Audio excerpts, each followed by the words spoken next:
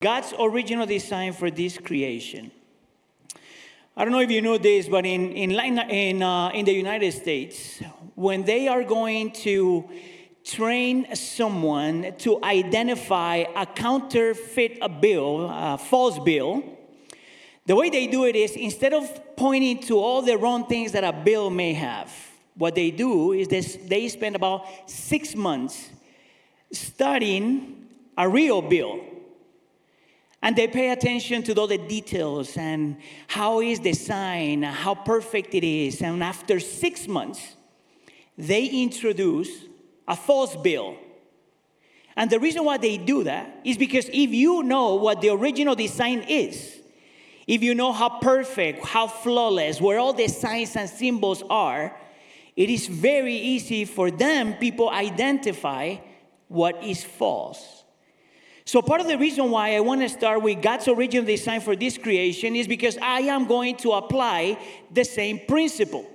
If you really want to see everything that is broken in this creation, if you want to see why is it that our role is so important, if you really want to understand how broken this world is, we first need to understand and see how beautiful, perfect, and amazing God's original design was for this creation when everything started. So if you remember Genesis chapter 1 and 2, God creates everything, and we see right at the beginning that there are 3 perfect relationships from Genesis 1 and 2.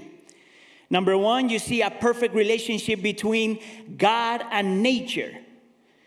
And we see that because God creates the heavens and the earth, and He creates the sun and the moon, and He creates vegetation, and He creates animals. And at the end of every day, God says the same thing. He says, it is good. Actually, we have a good example of this in Genesis chapter 1, verse 25. And we're going to put that on the screen. And He says, God made the wild animals according to their kinds, their livestock according to their kinds, and all the creatures that move along the ground according to their kinds.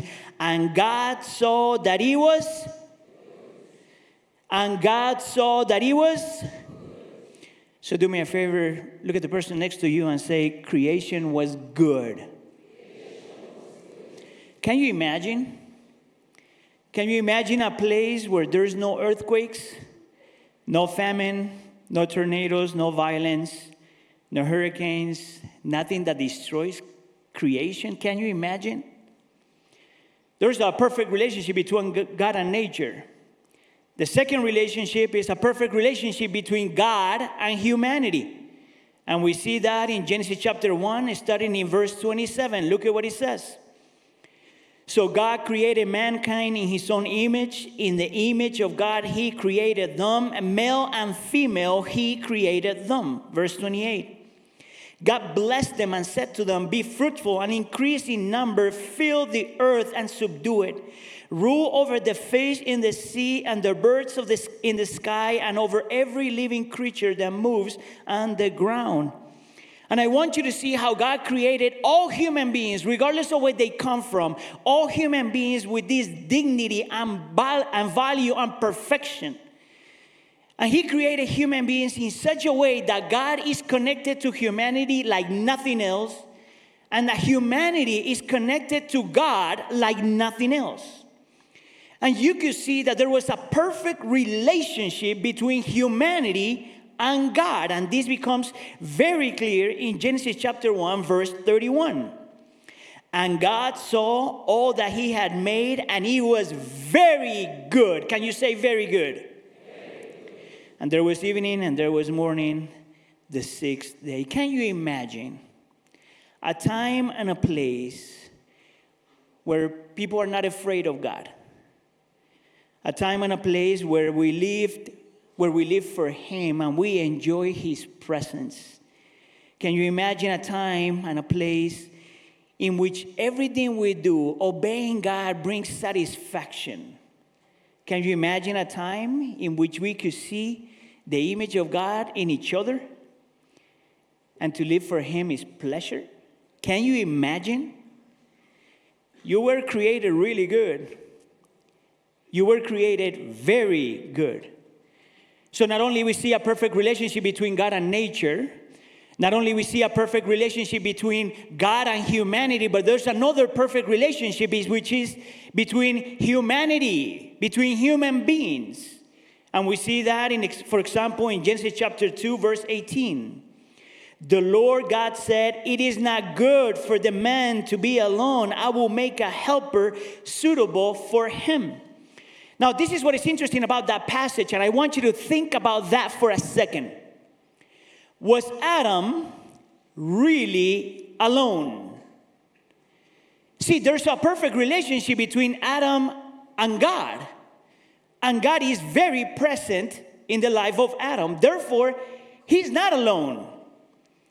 And yet, God designed them to be in such a way that not only he needed first and foremost God, but that he needed another human being. This beautiful human being called the helper. All these beautiful ladies that we have in the congregation this morning. A helper that is suitable for him. That word suitable is extremely important. Because he says that Adam and Eve were the same and at the same time were very different. That had the same value and dignity and purpose, but at the same time they are different. Actually, the word suitable tells you that they complemented one another. That he needed her and she needed him. And if you notice, there are no issues. There are no problems. They could see that each of them needed one another. Can you imagine a place and a time when everyone respects everyone and everyone sees the dignity in everyone, and we all get to see how beautiful we are by God's design? Can you imagine a place and a time like that? Can you imagine a time and a place where there's no racism, no prejudice, no discrimination, no classism? Can you imagine a time and a place where all relationships are perfect? So the relationship between God and nature is perfect. The relationship between God and humanity is perfect. And the relationship between human beings is perfect. That's God's original design for this world. Now, we all know that that's not how the story went after that. Actually, we all know that in Genesis chapter 3, sin enters the world. And all these perfect relationships are now broken. And Romans chapter 8, for example, tells that now nature groans and longs to be delivered. And we know, for example, that not only the relationship between God and nature is broken, but the relationship between God and humanity is broken, because now we have Adam and Eve, instead of running toward God, they run away from God. And they hide and they're full of shame. And not only that relationship is broken, but now the relationship between human beings, is broken. And the first conflict comes between men and women. And instead of loving one another and respecting one another and serving one another, we have power issues. And from that point on, all humanity has been suffering because of that. The beautiful thing about the Bible, though, is that it tells you that that's not how the story ends. The beautiful thing about the Bible is that it tells you, even though he created everything beautiful and sin entered the world, sin does not have the last word. That the devil does not win. That he's got a plan and he's going to execute his plan. And then we have this picture of what is coming at the end of time.